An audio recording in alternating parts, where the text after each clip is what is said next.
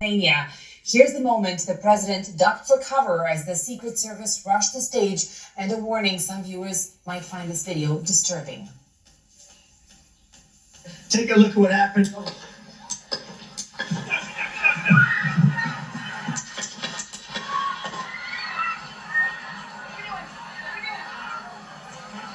You can hear loud noises ring out in the background, followed by screams from the crowd. Members of the Secret Service walked Trump to a nearby vehicle and drove him away. Meanwhile, those in attendance slowly left the rally. Trump's campaign is telling the Associated Press in a statement that he was, quote, fine after being whisked off the stage. They went on to say that the presumptive Republican nominee is getting checked out at a local hospital. And CBC's senior correspondent Paul Hunter is following this story for us from Washington.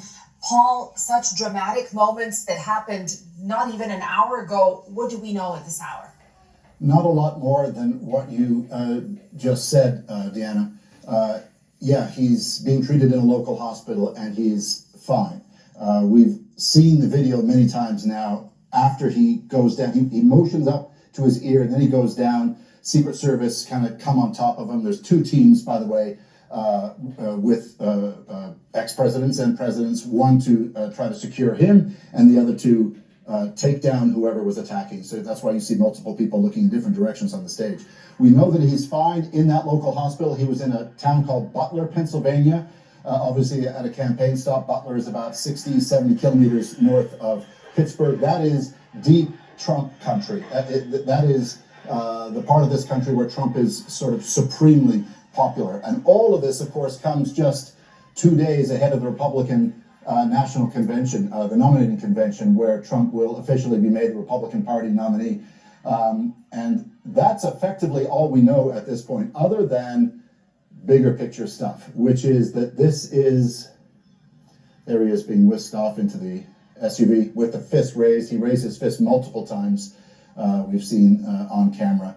This is the kind of thing that this country has been headed towards in its fiercely divided politics, the kind of rhetoric we've been hearing for the past number of years. In all fairness, a lot of it led by Donald Trump. There are many who would have thought it was only a matter of time before this kind of thing were to happen. And again, we don't know exactly what was fired at Trump, and we're, in all fairness, still presuming we can say fired. There is the sound of what appear to be gunshots, multiple gunshots, including after, as far as I could tell, I've only seen the video a couple of times, but including after Trump went down. I've been to Trump rallies, many of them. These are highly securitized events. You go through metal detectors. Everybody does. Everybody in the crowd goes through metal detectors. I don't know how you would get a gun into such an event. Obviously, this is an outdoor event. I don't know what the surrounding countryside is, whether there are hills and trees where in theory, a sniper. Can you believe we're talking about a sniper and a presidential campaign rally? Where a sniper could be. Obviously, there's a lot we don't know. But the bottom line right now, Donald Trump is said to be in good shape at that local hospital. We saw the blood on his ear, and we heard the gunshots. It's a remarkable moment in U.S. politics. But again, one, I think already it's fair to say many people would have said it was a matter of when, not if, this kind of thing would happen. And Paul, you're painting such a poignant and rich context there for us of all the years during which you've covered U.S. politics and really how much more volatile politics are in the U.S. Than they have been maybe 20 years ago or so. And I wanted to ask you, from what we know right now, from what you know of the protocol and procedure in the U.S., what is going to be happening next in terms of an investigation and I suppose reassurances of the public that he is okay? They said he is fine, but we did appear to see blood on his face, whether it was a graze, what kind of a level of an injury it is, I guess we'll find out. What do you anticipate is going to happen next? Or whether anyone else was hurt, and right. Where is the person with the gun? I hate to answer with a giant question mark, but that's truly what we have right now. I mean, this just happened. I can't even believe we're talking about this. This is what appears to be an assassination attempt on Donald Trump. If it is the case that a bullet or a pellet, whatever it was, fired apparently from that weapon, if it just grazed his ear, which would have caused the blood that we saw when he later is brought up by his Secret Service team, that's centimeters from him, right? This could well have been a lot worse for Donald Trump. It is an awful circumstance, no matter how you shake it. And again, here we are just ahead of the nominating convention for Donald Trump. Who knows what this does to that? It's all guesswork at this point. I think we have to presume it will go ahead. I think we have to presume that Donald Trump is going to be fine if it was simply the graze to the ear. I don't want to go worst case scenarios, and I think we can't, but it was when the assassination attempt was made on Ronald Reagan, it was only after the fact that they found there had been a serious wound to him. I think we can say that that's not the case here with Donald Trump. If he is indeed in the local hospital where doctors would have had a chance to take a look at him, and once again, the word that we've had from that hospital is that he is fine, and multiple times we saw him raise his fist, as he does at these rallies, to let people know that he was good. But even the look on his face, separate from the blood we saw coming from his ear. I've seen Donald Trump, we've all seen him many times on TV, of course. I've seen him in person a lot.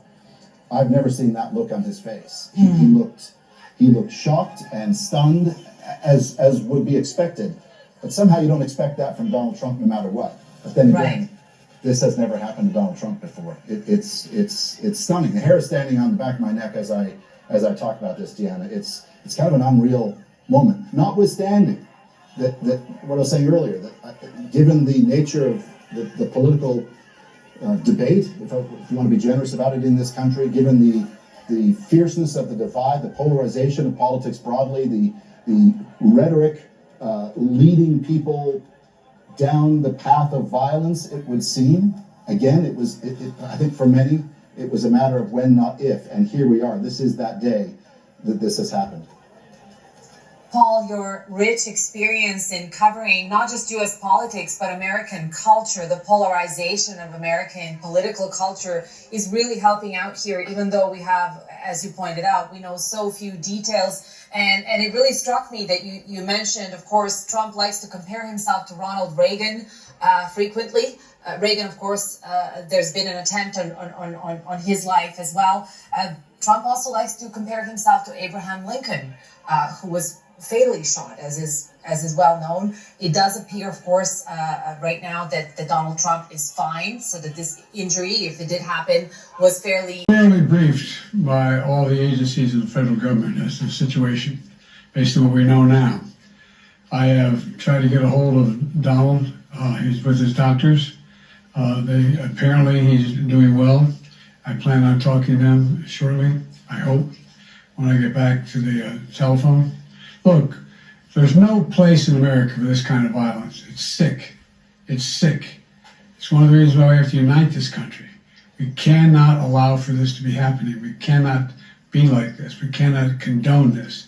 And I want to thank the Secret Service and all the agencies, including the state agencies, that have engaged in making sure that the people and we have more detail to come relative to other people may be injured in the audience. I don't have all that detail. We'll make that available to you. I may be able to come back a little later tonight, but we'll put out a statement if I'm not able to if it's not convenient for you all. But the bottom line is that the Trump rally was a rally that he should have been able to be conducted peacefully without any problem. But the idea that there's political violence or violence in America like this is just unheard of. It's just not appropriate. And everybody must condemn it. Everybody. I'll keep you informed, and if I am able to speak to Donald, I'll let you know that as well. But so far, it appears he's doing well, number one. Number two, that they're thoroughly investigating what happened to anyone else in the audience. We have some reports, but not final reports. And every agency in the federal government, and I'm going back to my phone to speak with the federal agencies that are being put together again to give me an updated briefing. Has anything happened? They learned any more in the last couple hours. So thank you very much, and I hope I get to speak to them tonight, and I'll get back to you if I do, okay? Mr. President, do you think there was an assassination attempt? I don't know enough to, I have an opinion, but I don't have any facts. So I want to make sure we have all the facts before I make any more comments. Thank you.